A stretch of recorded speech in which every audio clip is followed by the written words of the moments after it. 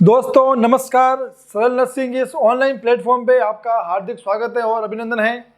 आज अपन community health nursing के regarding MCQ discuss करेंगे। सीएचओ और एनएचएम नर्स के एग्ज़ाम में कोई अगर नर्सिंग के अंदर कोई सब्जेक्ट इंपॉर्टेंट है तो वो ये सब्जेक्ट है, कम्युनिटी हेल्थ नर्सिंग। अगर आपका सब्जेक्ट क्लियर है तो आप नर्सिंग के 40% सवाल कर पाओगे आराम से, है ना। तो ये जो सब्जेक्ट के कॉन्सेप्ट जितने भी हैं, सिलेबस इसका पूरा आपको याद होना चाहिए, ठीक है। पहला एमसीक्यू देखते हैं अपन, एग्जाम की दृष्टि से बहुत इंपॉर्टेंट है ये। The vaccination was first performed by, है ना। पहली वैक्सीन कब परफॉर्म की गई, किसके द्वारा परफॉर्म्ड की गई, तो उसका जो आंसर है वो कौन सा है, एडवर्ड जेनर द्वारा। एडवर्ड जेनर ने ही प्रथम जो वैक्सीन की खोज की है चेचक के लिए, ठीक है, और इन्होंने ही लगाई है। तो इसका जो राइट आंसर है ऑप्शन बी, ठीक है। चलते हैं अपन आगे।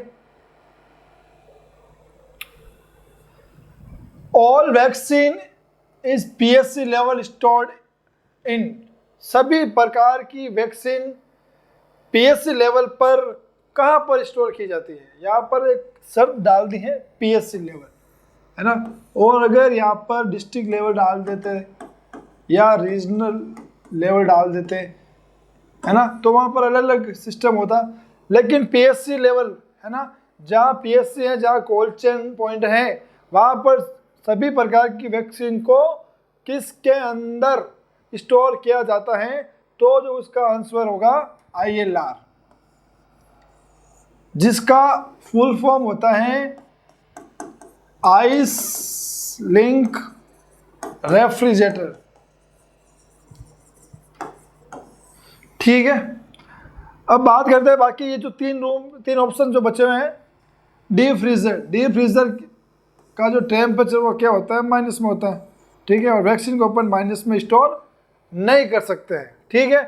डीप फ्रीजर में ओनली फॉर जो आइस पैक होते हैं वही स्टोर किए जाते हैं, ठीक है। वॉक इन कोल्ड रूम के अंदर भी स्टोर नहीं करेंगे वैक्सीन को। और कोल्ड बॉक्स, अगर क्वेश्चन में आ जाए कि किस कंडीशन में, है ना, in which condition vaccine store in cold box, तो उस समय आपका जो आंसर है वो होना चाहिए मिस्टेक इन ILR।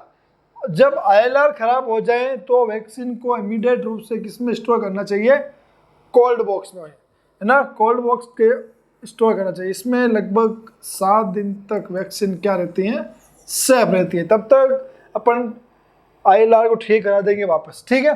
तो अब चलो अपन क्वेश्चन की ओर चलते हैं। All vaccine is PSC level stored in ILR, ठीक है। अगला question, what the admission route of rota virus, है ना। रोटा वायरस का जो अपन किस प्रकार देते हैं, रूट क्या होगा, IM होगा, SC होगा, ID होगा या ओरली होगा, ठीक है।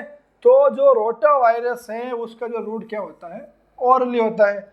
अब यहाँ पर तो रोटा वायरस पूछा है, कोई भी वैक्सीन का नाम डालकर वो पूछ सकता है कि रूट क्या है। तो अपन एक बार सारी वैक्सीन लिख देते हैं और पता कर लेते हैं कि कौन कौन सी वैक्सीन का कौन कौन सा एडमिशन है, ठीक है। सबसे पहले अपन बात करते हैं OPV की। इसका जो रूट होगा वो ओरल होगा। हेपेटाइटिस बी की बात करते हैं तो इसका जो रूट होगा वो IM होगा, ठीक है। BCG की बात करते हैं, इसका जो रूट होगा वो होगा ID होगा, ठीक है। और फिर अपन चलते हैं रोटा की ओर। रोटा का जो रूट होगा ओरल होगा। रोटा के बाद अपन चलते हैं पेंटा में। पेंटा का जो रूट होगा IM होगा। फिर अपन बात करते हैं FIPV, इसका जो रूट होगा ID होगा, ठीक है। और अपन बात करते हैं अपन MR की। MR का जो वो होगा रूट SC होगा, ठीक है। और कौन सा बच गया अपना, वैक्सीन DPT की बात करते हैं अपन, IM होगा, ठीक है। और कौन कौन सी वैक्सीन हो सकती हैं, DT की बात करते हैं अपन, IM होगा, ठीक है। और PCV की बात करते हैं तो रूट कौन सा होगा, IM होगा। ठीक है, एक और वैक्सीन है विटामिन ए, क्या होगा, ओरल होगा। ठीक है, और कौन सी, देखो कोई वैक्सीन छूट गई है तो आप कमेंट बॉक्स में जरूर कमेंट करें, है ना। मोस्टली जो यही वैक्सीन है और ये इनके रूट है। ठीक है, तो जरूरी नहीं है कि एग्जाम में रोटावायरस, इसकी जगह वो कुछ भी डाल सकता है, BCG डाल सकता है। ठीक है, इसकी जगह वो पेंटा डाल सकता है ना। इसकी जगह वो OPV डाल सकता है, DPT डाल सकता है। ठीक है, MR डाल सकता है। ठीक है, तो ये सारे जो है रूट जो होगा ओरल होगा इसका, किसका, रोटावायरस का। चलते हैं अपन आगे। फुल फॉर्म ऑफ AEFI, है ना। AEFI का फुल फॉर्म क्या होता है। ठीक है, सबसे पहले अपन AEFI क्या होता है। AEFI ये होता है कि वैक्सीन लगने के बाद जो उसके प्रतिकूल प्रभाव देखने को मिलते हैं उसको AEFI कहते हैं, है ना। जैसा अपने वैक्सीन लगाई और वैक्सीन लगने के बाद फीवर आना, है ना, या स्वेलिंग आना या कोई भी कॉम्प्लिकेशन होना, तो वो क्या है, वैक्सीन का उसके प्रति क्या है, AEFI है ना। तो इसका जो फुल फॉर्म है वो क्या होता है। ठीक है, इसका फुल फॉर्म होता है एडवर्स इवेंट फॉलोइंग इम्यूनाइजेशन। ठीक है, इसका जो फुल फॉर्म होगा adverse event of following immunisation. ठीक है, चलते हैं अपन आगे। सीधा सिंपल क्वेश्चन है, adverse event of following immunisation. अगला क्वेश्चन देखते हैं अपन कौन सा है।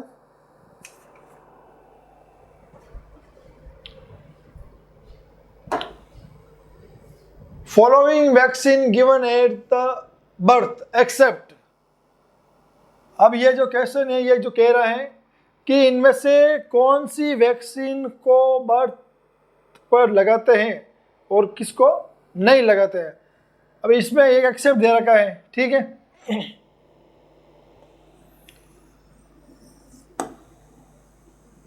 BCG अपन बर्थ पे लगाते हैं, हेपेटाइटिस B अपन बर्थ पे लगाते हैं, पोलियो की 0 डोज अपन बर्थ पे लगाते हैं। तो बर्थ पे कौन कौन से नहीं लगाते हैं, हेपेटाइटिस A और OPV की फर्स्ट डोज। तो इसका जो आंसर होगा वो होगा D और E। ठीक है, क्योंकि जन्म के पर अपन ये 3 प्रकार की वैक्सीन ही लगाते हैं, BCG, हेपेटाइटिस B, OPV और पोलियो की 0 डोज। ये अपन बर्थ पर एक प्रकार की ही लगाते हैं। ठीक है, चलते हैं अपन अगले क्वेश्चन की ओर। सिंपल क्वेश्चन है अगला भी।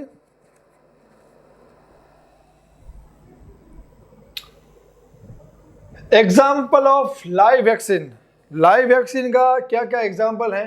ठीक है, तो BCG, मीजल्स, कोलेरा और A और B, है ना। तो जो लाइव जो वैक्सीन का एग्जाम्पल है वो कौन सा है, BCG और मीजल्स है। ठीक है, अब कौन सी वैक्सीन लाइव वैक्सीन है और कौन सी किल्ड वैक्सीन है, ये मैंने आप मेरी जो सदर नर्सिंग यूट्यूब का जो ऑनलाइन चैनल है वहाँ पर जाइए, कम्युनिटी हेल्थ नर्सिंग का जो प्ले लिस्ट बनी हुई है वहाँ पर वैक्सीन वाले पार्ट में मैंने अच्छे से समझा रखा है कि कौन सी वैक्सीन लाइव होती हैं और कौन सी किल्ड वैक्सीन होती हैं। ठीक है, अभी एग्जाम के लिए आप ये देख लीजिएगा कि लाइव वैक्सीन का जो एग्जाम्पल है वो है BCG और measles. Cold chain temperature between, जो कोल्ड चेन है उसका जो टेम्परेचर है वो कितना होना चाहिए, कोल्ड चेन का जो टेम्परेचर है वो कितना, +2 से +8 डिग्री सेंटीग्रेड होना चाहिए। ठीक है, माइनस में तो होगा ही नहीं। ठीक है ना, तो +2 से +8 डिग्री सेंटीग्रेड। अगला क्वेश्चन है full form of BCG। Exam में क्वेश्चन आ रखे हैं बहुत बार वैक्सीन की फुल फॉर्म को लेके। ठीक है, तो BCG की जो फुल फॉर्म वो होती हैं बेसिली कालमेटी ग्यूरिन, है ना। ये तो हो गया एक सवाल। अब एग्जाम में और कौन कौन सी वैक्सीन है जिसका फुल फॉर्म पूछ सकता है, तो एक तो हो गई OPV जिसका फुल फॉर्म है ओरल पोलियो वैक्सीन। ठीक है, BCG का मैंने ये ऊपर लिख ही दिया तो वापस लिख देता हूँ, बेसिलाई कालमेटी ग्यूरिन। ठीक है, और कौन कौन सी हो सकती हैं? FIPV है ना, fractional dose of inactivated polio vaccine है ना, यहाँ पर फ्रंक्शनल है नॉट फंक्शन है, ठीक है। और कौन कौन सी हो सकती है? PCV हो सकती है, इसको अपन बोलते हैं न्यूमोकोकल कॉन्जुगेट वैक्सीन, ठीक है। और कौन कौन सी हो सकती है? फुल फॉर्म MR, मीजल्स और रूबेला, ठीक है। और DPT में क्या होता है? डिप्थीरिया, पर्टुसिस और टिटनस। DT का पूछ ले तो डिप्थीरिया और टिटनस, ठीक है।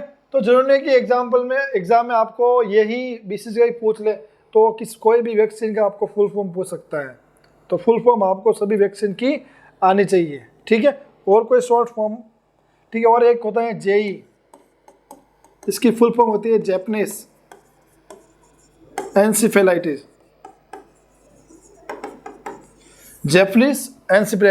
ठीक है। तो ये होगी वैक्सीन की फुल फॉर्म्स। अगला सवाल, when was the first pulse polio immunisation start, है ना। पल्स पोलियो इम्यूनाइजेशन पहली बार कब शुरू किया गया? तो जिसका राइट आंसर है दिसंबर 1995 के अंदर। दिसंबर 1995 के अंदर पोलियो का जो इम्यूनाइजेशन प्रोग्राम है वो शुरू किया गया। अगला question, pentavalent vaccine provide protection against, अब जैसा कि नाम में ही है पेंटा का मीन्स क्या होता है? 5, है ना। तो 5 प्रकार की बीमारियों के अगेंस्ट क्या करेगा? प्रोटेक्शन देगा। कौन देगा? पेंटावेलेंट, ठीक है। अब ये कौन कौन सी 5 प्रकार की बीमारियां हो सकती हैं, ठीक है। एक तो हो गया diphtheria, pertussis, tetanus, hepatitis B और हीमोफिलस इन्फ्लुएंजा टाइप बी, या मीजल्स मम रूबेला पोलियो TD, या मीजल्स मम rubella polio hepatitis B, diphtheria, tetanus, pertussis, polio hepatitis B. तो इसका जो राइट आंसर है वो ये है, ए वाला। पेंटावेलेंट के अंदर 5 प्रकार की बीमारियों को अपन को बचाता है, ठीक है। इसमें 5 प्रकार की बीमारी के अगेंस्ट क्या होती हैं? वैक्सीन होती हैं, ठीक है। कौन कौन सी बीमारियां? Diphtheria, pertussis, tetanus, hepatitis B और हीमोफिलस इन्फ्लुएंजा टाइप बी। अब एग्जाम में क्वेश्चन आ जाए कि पेंटा की कितनी डोज लगती हैं? पेंटा की लगती हैं 3 डोज। कब कब लगती हैं? तो एक लगती हैं 6 वीक पर, एक लगती हैं 10 वीक पर, एक लगती हैं 14 वीक पर। अगर आपको मंथ में पूछ ले तो 1.5 मंथ, 2.5 मंथ और 3.5 माह, ठीक है। रूट क्या होगा? IM होगा। डोज क्या होगी? 0.5 ml होगी, ठीक है। और जो साइड है वो क्या होगी? लेफ्ट थाई, ठीक है। तो ये सारे होंगे। National health programme and example of, national health जो जितने भी प्रकार के जो प्रोग्राम होते हैं वो किसका एग्जाम्पल है? प्राइमरी प्रिवेंशन का, सेकेंडरी प्रिवेंशन का, टर्सरी प्रिवेंशन का, प्रीमोडियल प्रिवेंशन का। सबसे पहले आपको ये आना चाहिए कि इनका मतलब क्या होता है। सबसे पहले बात करते हैं प्रीमोडियल प्रिवेंशन की। प्रीमोडियल प्रिवेंशन के अंदर क्या दी जाती है? हेल्थ एजुकेशन, ठीक है, बीमारी से बचाव के लिए। प्राइमरी प्रिवेंशन के अंदर क्या हो जाता है? एक्शन टेकन फेज है ये, इसमें एक्शन लिया जाता है बीमारी नहीं हो, ठीक है। कि जैसे कि प्राइमरी प्रिवेंशन, जैसे अपन जितनी प्रकार की वैक्सीन लगाते हैं ये सब किस में आएगी? प्राइमरी प्रिवेंशन में आएगी। अब अगर अपन पेंटा की जो वैक्सीन लगा रहे हैं, जरूर नहीं उस समय बच्चों को पेंटा हो रखा है, अपन पेंटा की वैक्सीन इसलिए लगा रहे हैं कि भविष्य में उसको वो 5 प्रकार की बीमारी नहीं हो, उसके बचाव में अपन ये एक्शन टेकन लेते हैं। सेकेंडरी में क्या होता है कि जो बीमारी फैल गई है या किसी को हो गई है, अब वो आगे और नहीं बढ़े और विकराल रूप नहीं लो और भयंकर रूप नहीं लो, उसको बचाव के लिए जो काम किए जाते हैं और उस बीमारी से ज़्यादा और कॉम्प्लिकेशन नहीं हो तो वो आता है सेकेंडरी में। और टर्सरी जो है प्रिवेंशन, वो रिहेबिलिटेशन है, रीएस्टोरेशन ऑफ डिजीज का। तो नेशनल प्रोग्राम किस लिए चलाया जाता है हमेशा? कि जो बीमारी कम्युनिटी में फैल गई हैं, जो रोग फैल गए हैं दुनिया में उसको क्या करना है, लोगों को प्रति जागरूक करना है, बचाना है, उसका उपचार करना है, ठीक है। तो ये किस में आएगा, सेकेंडरी प्रिवेंशन है। जितने भी हेल्थ प्रोग्राम होते हैं नोट कर लीजिएगा, एग्जाम की दृष्टि से बहुत इंपॉर्टेंट है कि जितने भी नेशनल हेल्थ प्रोग्राम है वो किस में आएंगे, सेकेंडरी प्रिवेंशन में, ठीक है। लेवल ऑफ प्रिवेंशन में पढ़ते हैं ना, तो ये किस में आएगा, सेकेंडरी प्रिवेंशन। और इसको अच्छे से आपको डिस्कस देखना है, अच्छे से इसका एक्सप्लेन देखना है, तो आप मेरे यूट्यूब चैनल पे जाएं, प्ले लिस्ट के अंदर कम्युनिटी हेल्थ नर्सिंग बनी हुई है, वहाँ पर आप जाइए और वहाँ पर मैंने अच्छे से समझा रखा है लेवल ऑफ प्रिवेंशन, वहाँ जाइए, आपको अच्छे से समझ में आ जाएगा, ठीक है। तो इसका जो आंसर होगा B, secondary prevention. Restoration of ability following disease, illness और इंजरी इज टर्म एज, है ना, कि रिस्टोरेशन पुनः भरण, ठीक है, एबिलिटी फॉलोइंग डिजीज, इलनेस और इंजरी, कि कोई भी बीमारी हो गई है, कोई भी इंजरी हो गई है, वापस ठीक हो जाती है, तो उस टर्म को क्या कहते हैं, रिहैबिलिटेशन, ठीक है, सिंपल है। अगला question, epidemiological tried means infection, है ना, जो एपिडेमियोलॉजिकल ट्राइड होता है मींस जो इंटरेक्शन जो होता है वो क्या क्या होता है, ये होता है, ठीक है, होस्ट, एजेंट, एनवायरनमेंट, ठीक है। अब ये जो तीनों जिस ऑप्शन में है वो ऑप्शन अपना क्या होगा, करेक्ट होगा, ठीक है। ये ऑप्शन तो हो गया नहीं, माइक्रो ऑर्गेनिज्म आ गया, फूड भी हो गया नहीं, सोसाइटी हो गया, तो अपना जो राइट ऑप्शन है बी है। कौन सा, एजेंट, होस्ट और एनवायरनमेंट, ठीक है। इसको अपन कहते हैं एपिडेमियोलॉजिकल ट्राइड, ठीक है। The definition of the health by WHO, all except, है ना, हेल्थ की जो डेफिनेशन है उसमें ये इनमें से कौन सा जो शब्द है वो नहीं आता है, रिप्रोडक्टिव वाला शब्द इसमें हेल्थ की डेफिनेशन में नहीं आता है। हेल्थ की डेफिनेशन क्या है, health is a complete stage of physically, mentally, socially, है ना, देखो फिजिकली, मेंटली, सोशली, स्पिरिचुअली, है ना, not absence of any disease, ठीक है, उसको अपन कहते हैं हेल्थ। तो ये कहीं ना इस परिभाषा में, हेल्थ की परिभाषा में ये नहीं आएगा रिप्रोडक्टिव, तो ये एक्सेप्ट में होगा, राइट आंसर ए होगा, ठीक है। जो व्यक्ति है सामाजिक रूप से, मानसिक रूप से, शारीरिक रूप से, धार्मिक रूप से स्वस्थ हो गया और उसको किसी प्रकार की बीमारी नहीं होगी तो वह स्वस्थ कहलाएगा, ठीक है। अगला question, how many elements are there in communication, communication के कितने एलिमेंट होते हैं, 4 होते हैं, 5 होते हैं, 3 होते हैं या 1 होते हैं, अपन ड्रॉ कर लेते हैं। सबसे पहले क्या होता है, सेंडर होता है। सेंडर क्या करता है, मैसेज टाइप करता है, मैसेज किसी मीडिएटर द्वारा कहाँ पर जाता है, रिसीवर के पास, और रिसीवर क्या करता है, वापस फीडबैक देता है, किसको, सेंडर को, ठीक है। देख लीजिएगा कितने बन रहे हैं अपने ये एलिमेंट, 1 2 3 4 5, सेंडर, मैसेज, है ना, मीडिएटर, रिसीवर और फीडबैक, कितने हो गए, 5। तो अपना जो राइट आंसर वो क्या होगा, 5, है ना। 5 element are there in communication, ठीक है। चलता अपने अगले क्वेश्चन में, oral contraceptive to help to prevent birth control by, है ना, ओरल कॉन्ट्रासेप्टिव किस प्रकार बर्थ कंट्रोल को प्रिवेंट करता है, तो वो क्या करता है, देखो समझिएगा बात, अपन को ओरल कॉन्ट्रासेप्टिव पहले आप ये ध्यान रखिएगा, कौन लेते हैं, वुमन लेती हैं, ठीक है। वुमन में क्या होता है, ओवम होता है, ठीक है। तो जहाँ जहाँ इस पर मैं उसको काट दीजिए, ये तो ऑप्शन हो गई नहीं, है ना। अब बच्चा है 2, किलिंग ऑफ ओवा और प्रिवेंटिंग ऑफ ओवुलेशन, है ना। तो राइट जो आंसर होगा वो होगा प्रिवेंटिंग ऑफ ओवुलेशन, क्योंकि किलिंग नहीं कर सकती हैं, ओवम को मार नहीं सकती है कॉन्ट्रासेप्टिव, है ना, बचा सकती है ओवुलेशन को। तो जो राइट आंसर जो होगा प्रिवेंटिंग ओवुलेशन, ठीक है, समझो ना अच्छे से। कॉन्ट्रा इंडिकेटर, है ना, Contra indicator for OCP use, किस कंडीशन में अपन को ओरल कॉन्ट्रासेप्टिव पिल्स नहीं देनी चाहिए, ठीक है। यहाँ पर ऑप्शन दे रखा है ऑल अबाउट, यानी कि इनमें थ्रोम्बोलिज्म में, लीवर डिजीज में, ब्रेस्ट कैंसर में क्या करना चाहिए, OCP कॉन्ट्रा इंडिकेट है, ठीक है। What is the full form of Dampa, है ना, एग्जाम है, डॉक्टर के एग्जाम में तक में ये क्वेश्चन आ रखा है, एमओ के एग्जाम में भी क्वेश्चन आ रखा है, ठीक है। डंपा ये भी कॉन्ट्रासेप्टिव है, ठीक है। डाईमेथिल प्रोजेस्टेरोन एसीटेट, ठीक है, dimethyl monoprogesterone acetate, depot medroxy progesterone acetate, depot methyl progesterone acid. तो राइट आंसर जो होगा सी होगा, नोट कर लीजिएगा आप इसको, एग्जाम की दृष्टि से ये सवाल बहुत इंपॉर्टेंट है और आने लायक है।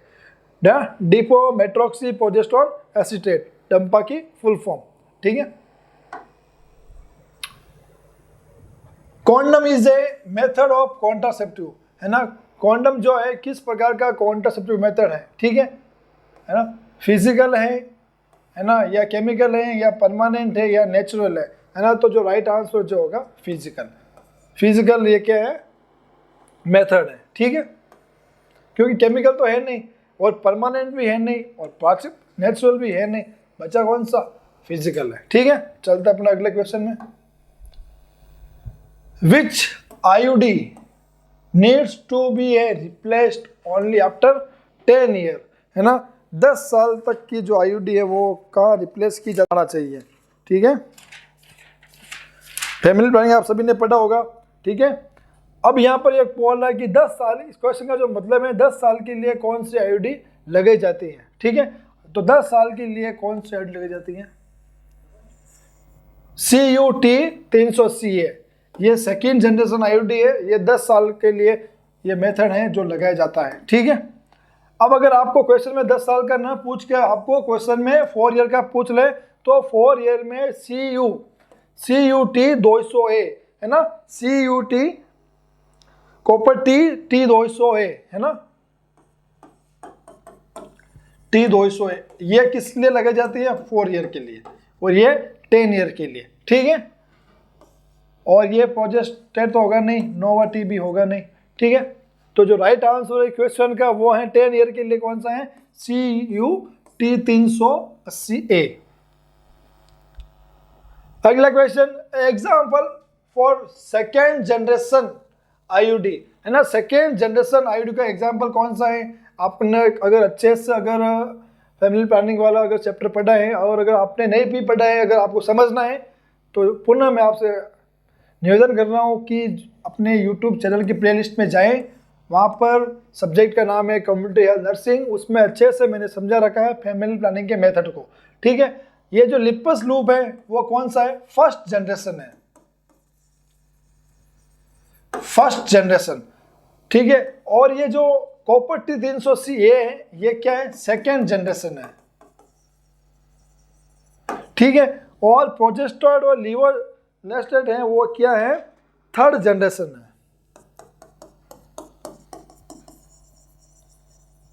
जरूर नहीं है कि एग्जांपल में आपको सेकेंड जनरेशन का पूछ ले, अगर आपको फर्स्ट जनरेशन का पूछ लें तो आपको लिपस लूप वाला जो ऑप्शन है वो क्लिक करना है। सेकेंड जनरेशन का अगर आपको पूछ लें तो कॉपर T300C, यहाँ पर ऑप्शन भी चेंज कर सकते हैं, यहाँ पर कॉपर T200 भी कर सकता है ना, जितने भी सेकेंड जनरेशन होते हैं वो कुछ भी कर सकता है। तो आपको अच्छे से क्वेश्चन को पढ़ना है, ठीक है। और ये जो प्रोजेस्टेरोन है वो लीवर है वो थर्ड जनरेशन है, ठीक है। तो इस क्वेश्चन का जो आंसर है वो होगा बी, TCU-300CA, सेकेंड जनरेशन है, ठीक है। Most effective method of family planning, family planning का सबसे इफेक्टिव मेथड कौन सा है, ठीक है।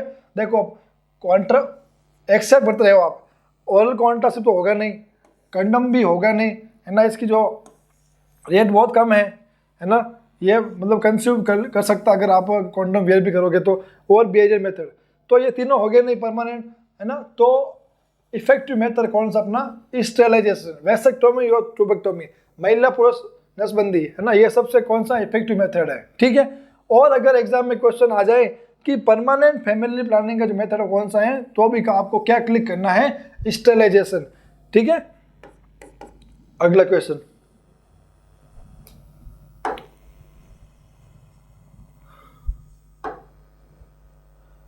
MTP एक्ट, है ना, मेडिकल टर्मिनेशन प्रेगनेंसी जो एक्ट है वो कब बना, 1971 के अंदर, नोट पर सीधा याद रखना आपको 1970 के अंदर MTP एक्ट वो पास हुआ और लागू हुआ और स्टार्ट हुआ। Most common hospital acquired infection, hospital से अपन को कौन सा मोस्ट कॉमन इन्फेक्शन होता है, तो रेस्पिरेटरी इन्फेक्शन है ना। ये किडनी होगा नहीं, कार्डियक होगा नहीं और आई होगा नहीं, जो मोस्ट कॉमन है वो रेस्पिरेटरी इन्फेक्शन है ना। आशा की जो फुल फॉर्म होती है वो क्या होती है, आशा की फुल फॉर्म होती है ये वाली, aggregated social health activist, note कर लीजिएगा। और ये अगर आपको क्वेश्चन आ जाएगी कौन से लेवल पे कार्य करती हैं, तो विलेज लेवल पे कार्य करती है, ठीक है। आशा का जो मेन है RCH प्रोग्राम में मॉनिटरिंग करना, ठीक है। तो आशा की जो फुल फॉर्म होती है एग्रीगेटेड सोशल हेल्थ एक्टिविस्ट, और ये क्या काम करती हैं, विलेज लेवल पर। अब अगली क्लास में और MCQ लेके आएंगे कम्युनिटी हेल्थ नर्सिंग के रिगार्डिंग। धन्यवाद दोस्तों।